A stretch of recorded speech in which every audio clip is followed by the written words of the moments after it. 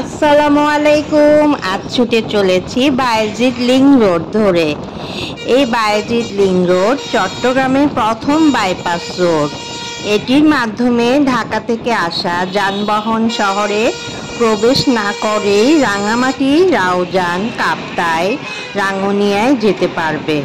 সড়কটির পশ্চিম প্রান্ত শুরু হয়েছে ফৌজদারহাট থেকে আর পূর্ব প্রান্ত শেরশাহ এলাকায় শেষ হয়েছে। সড়কটির দৈর্ঘ্য 6 কিলোমিটার।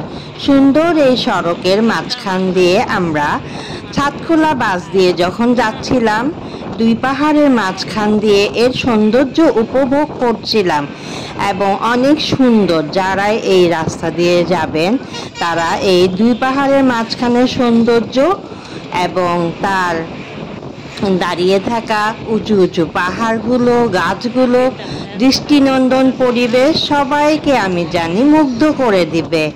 আশা করছি আমার এই ছোট্ট ভিডিওটি আপনাদের সবার কাছে ভালো লাগবে। তো ভালো লাগলে প্লিজ আমাকে একটি লাইক করবেন। ওকে, আসসালামু আলাইকুম।